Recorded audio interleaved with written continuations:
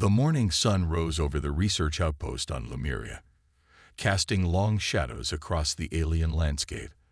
Dr. Olivia Bennett stood at the large window of the command center, sipping her coffee as she watched the planet's 3 moons fade in the brightening sky. After 3 years on this beautiful world, the sight still amazed her. "Morning, Doc," said Alan Carter as he entered the room. The Major's uniform was crisp despite the early hour. "Any word from Earth yet?" Olivia shook her head. "Nothing. 3rd day without contact." She tried to keep her voice steady, but worry crept in. "Lisa is running diagnostics on the communication array again." The outpost housed 35 humans, mostly scientists with a small security detail. They had come to study Lemuria's unique plant life and build friendship with the natives. The Lemurians were tall, blue-skinned beings with 4 arms and kind eyes. They were thousands of years ahead of humans in some technologies, but had no weapons. They believed in peace above all else. "I'm sure it's just equipment failure," Alan said, but his hand rested on his sidearm, a habit when he was nervous. The door slid open, and Lisa Rodriguez rushed in, her dark hair messy and eyes wide. "Dr. Bennett." "Major, you need to see this." They followed her to the monitoring station, where a screen showed multiple objects entering the system. Not the supply ship they had been expecting. 12 vessels, Lisa reported. Massive. Not Earth design. Olivia felt her stomach tighten. "Have they sent any messages?" "No," but Lisa was cut off by a piercing alarm. The screen showed the unknown ships accelerating toward Lemuria. Within an hour, the Lemurian High Council had gathered in their crystal dome building in the capital city. Kirpal, the lead counselor, greeted Olivia with all 4 hands pressed together, their sign of respect. "These visitors," he said, his voice musical despite his concern, "they do not respond to our welcome messages." "They're not responding to ours either," Olivia replied. The sky outside darkened as if a storm was coming. But when they looked up, it wasn't clouds blocking the sun. It was a massive ship.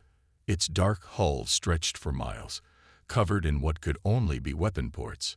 A beam of light shot down from the ship, and a hologram appeared in the center of the council chamber. A reptilian figure with red scales and yellow eyes.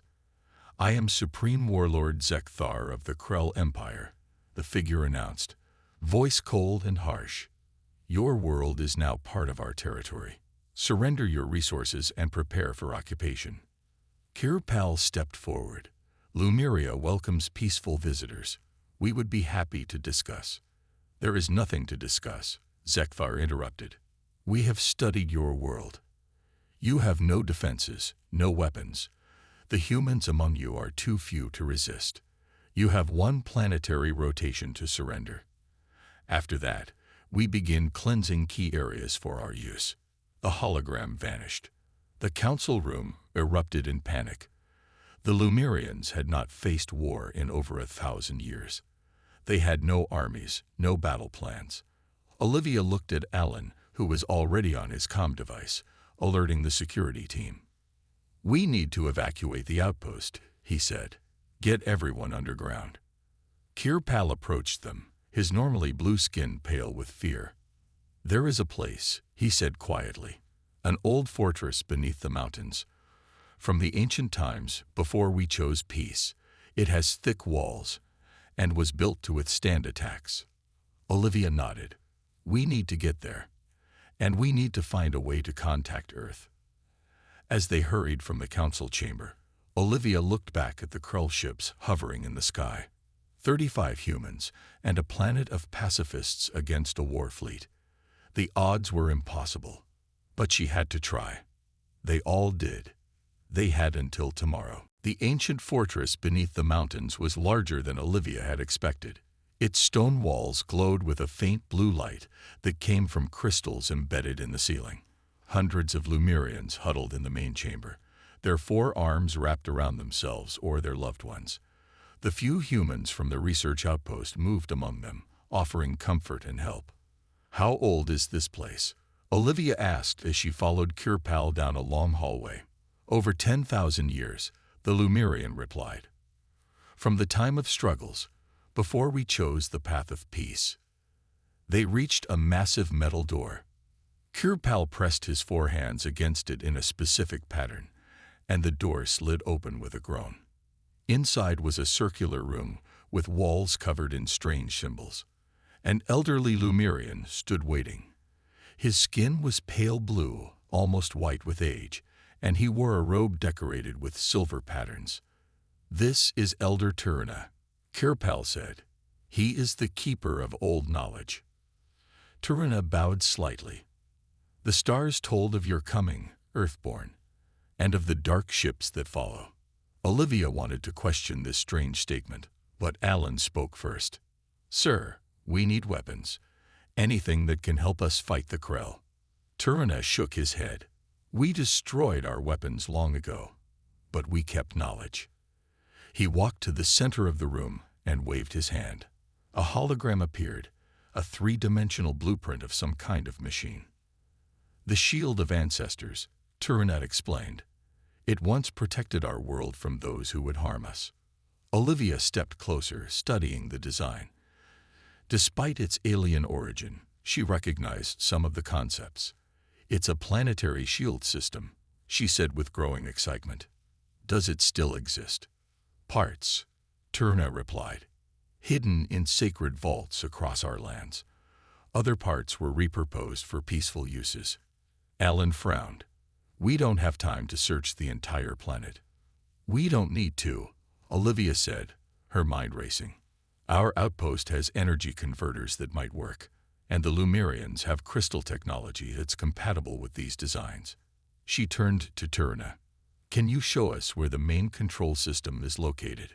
While Turna and Olivia discussed the shield, Alan gathered the security team in another chamber. 6 men and women, all that remained of Earth's military presence on Lemuria. "We need to buy time," he told them. "The doc thinks she can get an old defense system working, but not before the Krell's deadline." Lisa Rodriguez raised her hand. "Sir, I've been scanning frequencies. There's something strange." She held up her portable communication device. "I'm detecting a signal bouncing through subspace. It's extremely weak, but it's there." "Earth?" one of the security officers asked hopefully. Lisa shook her head. "Can't tell. It's too faint to decode, but it's definitely artificial. Someone's trying to communicate." Alan felt a spark of hope for the first time since the Krell arrived. "Keep monitoring it. Try to boost the signal if you can." In another part of the fortress, Paul Jackson, the outpost's engineer, worked with Lumerian technicians to salvage parts from their equipment. They had brought everything they could carry from the outpost before evacuating.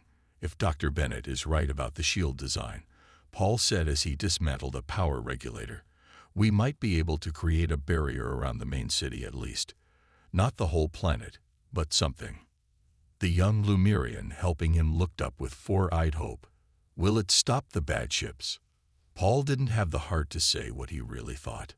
"We're going to try," he said instead. The fortress shook suddenly, dust falling from the ancient ceiling. "What was that?" Paul asked. The answer came over the emergency comm system. Alan's voice, tense but controlled. "The deadline is up. The Krell have begun their attack. All personnel to emergency stations. This is not a drill." Olivia closed her eyes briefly, then looked at the shield blueprints with new determination. They were out of time. The entire fortress shook as another explosion hit the surface. Dust fell from the ceiling, coating everyone in a fine white powder. In the main chamber, Olivia wiped her face and looked at the makeshift control panel they had assembled. Parts from the research outpost, combined with ancient Lumerian technology, created a strange mix of Earth practicality and alien elegance. "Power levels at 30%, Paul reported, his fingers flying over the controls. "Not enough for a full shield, but maybe enough to protect this area." Another blast hit, stronger than before. A crack appeared in one wall of the chamber. "They're targeting this location," Alan said, checking his tactical display. "They must have detected our energy readings." Olivia nodded. "We need more time." She looked at the small group of humans and Lemurians working desperately to save their world. An idea formed in her mind. Dangerous, possibly foolish, but maybe their only chance. "The outpost shuttle," she said suddenly. "Is it still operational?" Paul looked up in surprise. "Yes, but it only has enough fuel for a short flight. No weapons, minimal shields." "I don't need weapons," Olivia said, her voice steady despite her racing heart. "I need a distraction." Alan immediately understood what she was suggesting. "Absolutely not. I'll go." "You're needed here," Olivia replied firmly. "You have combat training. I'm a scientist. I can plot an unpredictable flight path that might confuse their targeting systems long enough for you to get the shield working." Before anyone could argue further, another explosion hit directly above them. A large section of ceiling collapsed in one corner of the room. "We don't have time to debate this," Olivia said, already moving toward the exit. "Get that shield working. And Lisa, keep trying to boost that signal. Someone's out there." 20 minutes later, Olivia sat in the pilot's seat of the small research shuttle. Her hands trembled slightly as she initiated the launch sequence. The craft was designed for atmospheric research, not combat. Its white hull gleamed in the sunlight as the hidden hangar doors opened above her. "Ready for launch," she reported through the comm. "Any updates on the Krull positions?" 6 ships in orbit." Alan's voice came through. "Their ground forces are moving toward the mountain. You'll have to fly right through their attack formation." Olivia took a deep breath. "Understood. Launching now." The shuttle rose quickly, breaking through the thin cloud cover into clear blue sky. Almost immediately, warning alarms blared as the shuttle's sensors detected the massive Krull ships hovering above. She pushed the engines to maximum, sending the small craft into a series of random spins and dives. Energy blasts from the Krull ships filled the sky around her, but the shuttle's erratic movement made it difficult to hit. Meanwhile, on the ground, Alan led a small team of security personnel and brave Lemurians to intercept the advancing Krull ground forces. They used the dense forest around the mountain for cover, setting traps and launching surprise attacks against the much larger force. The Krull soldiers were tall and reptilian, covered in armor and carrying weapons that fired glowing red energy. But they moved in rigid formations, clearly not expecting resistance from the peaceful planet. "Now," Alan shouted, and his team triggered explosive charges that brought down a cliff face onto a column of advancing Krull troops. In orbit, Olivia's shuttle darted between 2 massive Krull ships, causing them to fire at each other as they tried to hit her. The shuttle's engines whined in protest as she pushed them beyond their limits. "Paul, status on the shield," she called through the comm. 50%, his strained voice replied. "We found more power cells. Just need 10 more minutes." "Copy that," Olivia said, narrowly avoiding another energy blast. She didn't know if she had 10 more minutes, but she would try. As she banked the shuttle toward another Krull ship, she noticed something on her scanner. A group of Krull soldiers carrying what looked like a large communications array. "Ellen," she called. "Northeast of your position. Looks like a communications hub. If we could capture it." "On it," Alan replied. "Just keep those ships busy." Olivia smiled grimly and sent the shuttle into another dive. Smoke rose from the charred trees as Alan and his team moved through the forest. 3 humans and 4 Lemurians, all that could be spared from the SHIELD project. The Krull communications array stood in a small clearing ahead, guarded by 6 reptilian soldiers.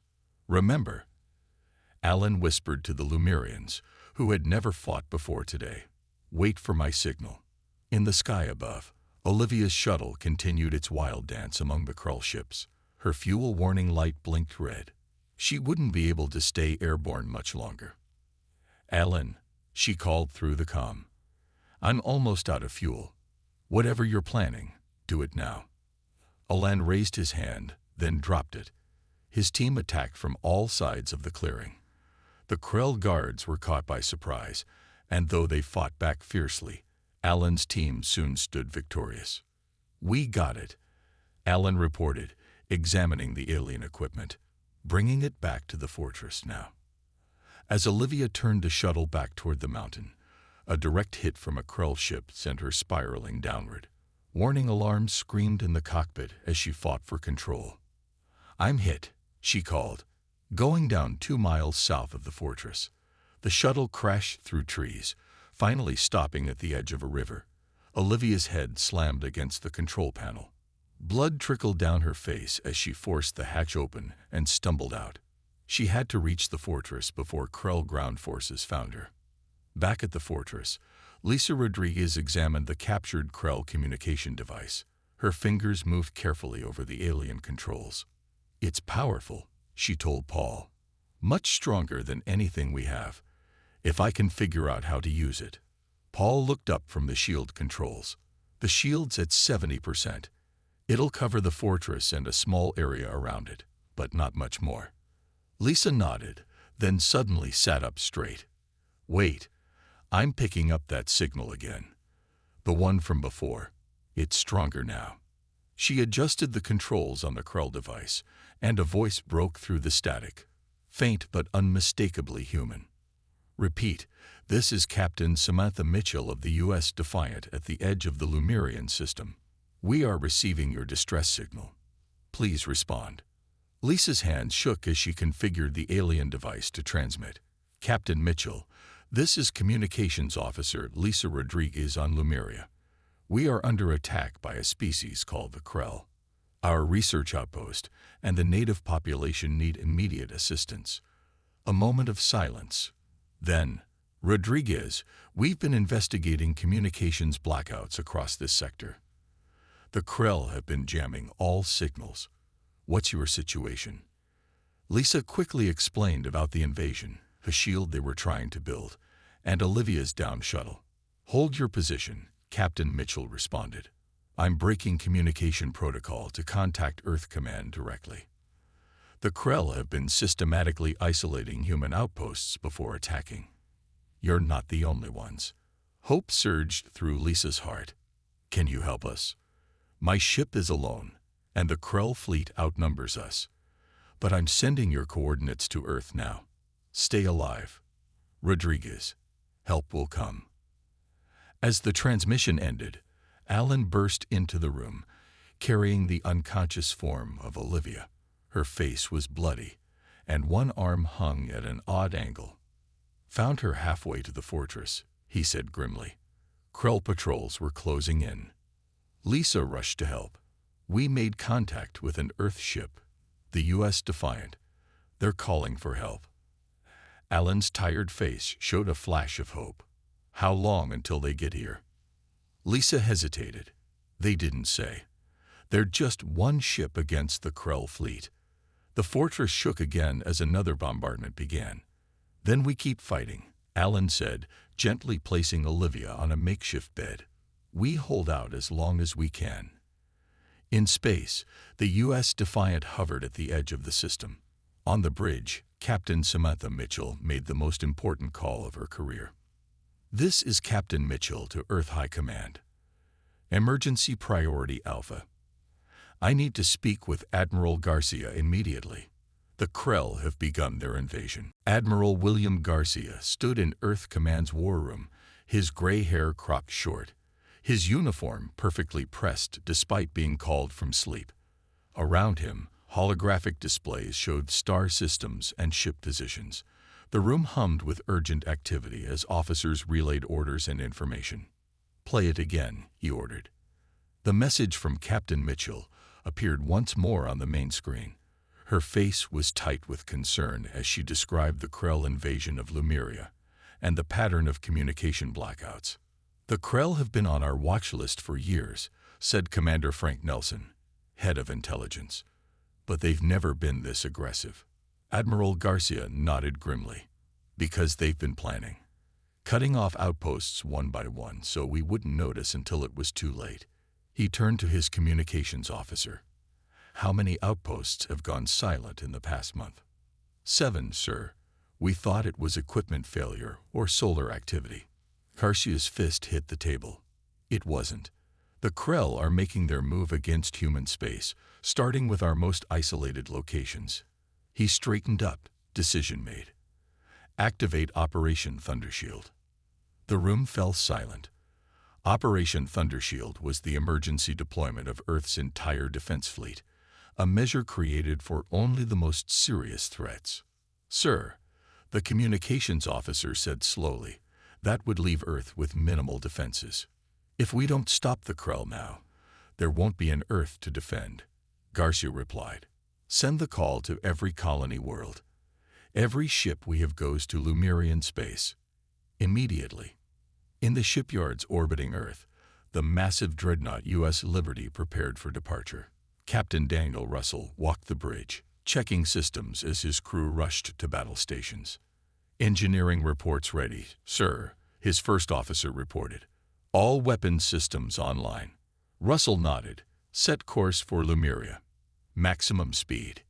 He paused, looking at the stunning view of Earth below them. And pray we're not too late. Back on Lemuria, the situation grew desperate. The partial shield protected the fortress, but it flickered dangerously with each Krell attack.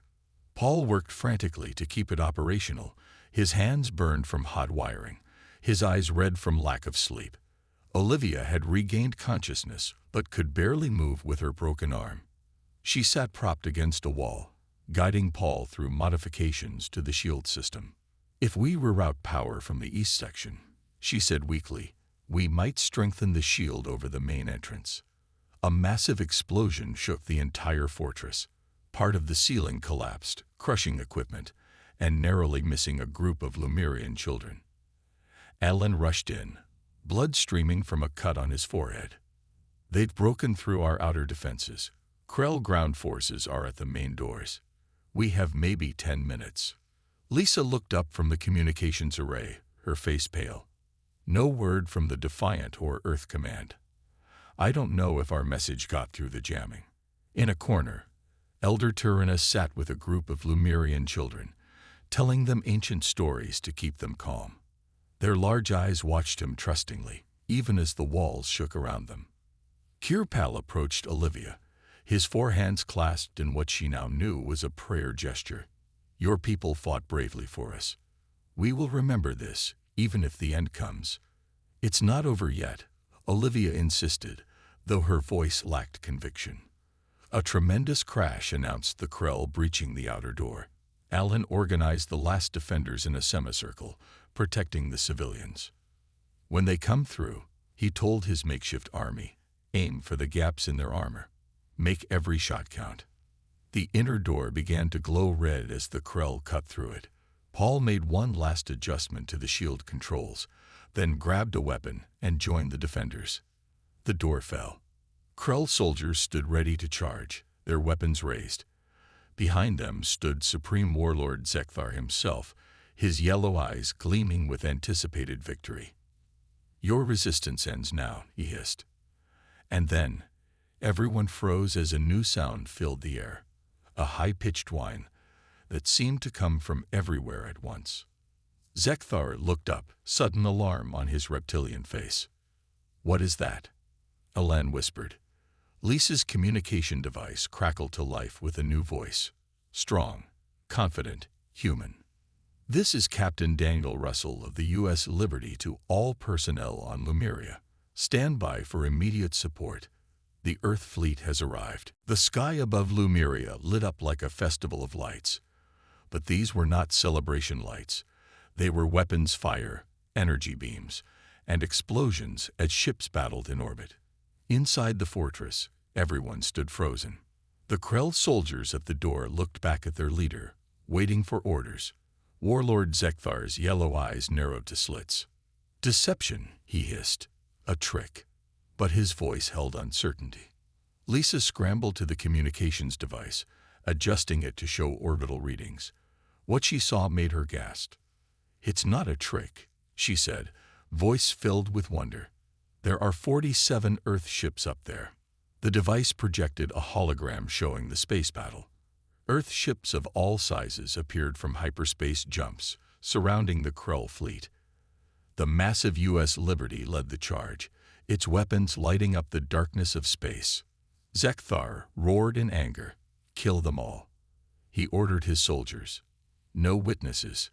But before the Krell could attack, the fortress ceiling exploded inward. Everyone ducked for cover as chunks of rock fell. Through the new opening, large metal pods dropped into the fortress. The pods opened to reveal soldiers in Earth Marine combat armor. They moved with practiced precision, their weapons immediately targeting the Krell. Leading them was a tall woman with dark skin and fierce eyes. "Colonel Vanessa Powell, Earth Marine Corps," she announced. Everyone stay down. The Marines engaged the Krell in close combat. Despite being outnumbered, their superior training and equipment gave them the advantage. Energy weapons flashed, and the air filled with smoke and the sounds of battle. Zekthar backed away from the fight, barking orders into a communication device on his wrist. "Prepare my ship. Target the main human vessel with the planet killer." Ellen saw this and shouted to Colonel Powell, pointing at the retreating Krell leader. "He's calling for a big weapon strike." Powell nodded and spoke into her helmet comm. "Liberty, this is Powell. Be advised, enemy planning major weapons launch. Targeting you specifically." In orbit, Captain Russell received the warning. On the Liberty's bridge, officers worked at their stations as the ship maneuvered through the battle. "Enemy flagship powering up main cannon," reported the sensors officer. "Energy readings off the charts." Russell made a quick decision. "Position us between their flagship and the planet. Divert all power to forward shields." Outside the broken fortress, Olivia and the others watched the night sky fill with lights as the space battle raged. Despite her pain, Olivia climbed up a pile of rubble for a better view, supported by Kirpal. "Look!" Kirpal pointed with two of his four arms. A massive Krell ship moved into position, a glowing red light building at its front. The U.S. Liberty, recognizable by its size and distinctive shape, moved to intercept. "They're protecting us," Olivia whispered. The Krell weapon fired. A beam of energy so bright, it turned night to day for several seconds. The Liberty took the full force of the blast. Its shields glowed blue, struggling to absorb the energy. Parts of the great ship's hull began to break apart under the strain. But it held. When the beam ended, the Liberty remained, damaged but still fighting. Its own weapons returned fire, tearing into the Krell flagship. Inside the fortress, the battle had ended. The Marines stood victorious, though several had fallen. Zekthar himself lay wounded, captured by Powell's team. "The warlord of the Krell," Powell said, looking down at him. "Admiral Garcia will be interested in talking with you." Lisa's communication device crackled again. Captain Russell's voice came through, strained but triumphant. "Liberty to ground forces. Krell flagship disabled. Their fleet is in retreat. We've won this day." A cheer went up from humans and Lemurians alike. Ellen helped Olivia sit down as the adrenaline left her body. "How?" she asked quietly. "How did they get here so fast?" Powell smiled. "New drive technology and a lot of determination. When Earth heard you were in trouble, every ship that could fly was sent. Outside, more pods landed, bringing medical teams and supplies. The nightmare was ending. But the war, Olivia realized, might just be beginning. 3 days after the battle, Olivia stood on a hillside overlooking the Lemurian capital city. Her arm was in a proper cast now, and the cuts on her face had been treated with advanced medical equipment from the Earth ships. The city showed signs of damage from the Krell attack, but repairs were already underway. In orbit, Earth ships patrolled, visible as tiny moving stars against the blue sky. The damaged U.S. Liberty remained in position above the planet, a constant reminder of their narrow victory. "Beautiful view," said a voice behind her. Olivia turned to see Admiral Garcia walking up the hill. The highest-ranking officer in Earth's fleet had arrived yesterday with the second wave of ships. "It is," she agreed. "Even more beautiful knowing it's still here." Garcia nodded, looking out over the landscape. Captain Mitchell of the Defiant made it back safely to Earth with your message. She broke a lot of rules to do it. Will she be in trouble? I'm recommending her for a medal instead, Garcia said with a small smile. Her actions saved Lumeria and possibly many other worlds. Down in the city, a meeting was taking place between Earth representatives and the Lumerian High Council. The Lumerians had formally requested alliance with Earth, recognizing that their policy of total pacifism had nearly led to their extinction. What will happen to Zekthar? Olivia asked. We're holding him on the Liberty for now, Garcia replied. He's already revealed valuable information about Krell territory and plans. They'd been watching us for years, preparing for a full invasion. Olivia felt a chill despite the warm sunshine. So this isn't over. No, but thanks to you and your team, we caught it early. We have a chance now. Garcia looked up at the ships in orbit. And we're not alone anymore. The Admiral pointed to a group of unusual ships among the Earth vessels. Those are from the Alliance worlds, Centauri, Proxima, New Europa. When they heard about the Krell attack, they sent every ship they could spare. More are coming. In the medical area set up near the fortress, Alan sat while a doctor examined the wound on his head. Lisa and Paul worked nearby, helping organize supplies and equipment. You're lucky, the doctor told Alan. Another inch lower and you'd have lost an eye. Alan shrugged. Seems like we're all lucky. Not luck, said Kerpal, who had come to check on them. Courage and friendship. The Lumerian bowed with all four arms. My people have learned an important lesson. Peace is valuable, but it must sometimes be defended. That evening, a ceremony was held in the city center. Humans and Lumerians gathered together as Captain Russell, his arm in a sling from injuries during the battle, addressed the crowd. Today marks a new chapter for both our peoples, he said. The Krell thought they found an easy target. They found instead two civilizations that, together, were strong.